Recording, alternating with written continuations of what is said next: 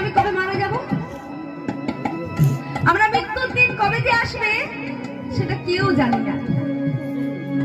হতেও পারে যে আমি কালই মারা যাব, আবার হতেও পারে যে আমি এক্ষুনি মারা যাব।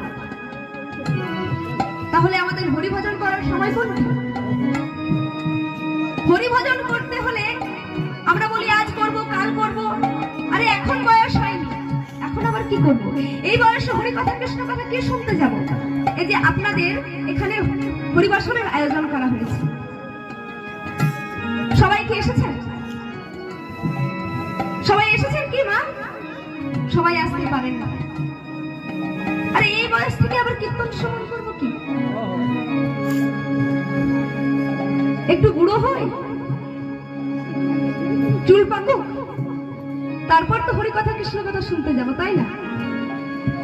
কিন্তু একবার ভেবে দেখুন, একবার মনে চিন্তা করে দেখুন, আপনি কি ওই বয়স পর্যন্ত যাবেন যখন আপনার চুলদাড়ি পাকবে কি মা? আমাদের এই বিশ্বাসের কোনো বিশ্বাস নেই। এক্ষুনি আছে, এক্ষুনি হয়তো নাও থাকতে পারে।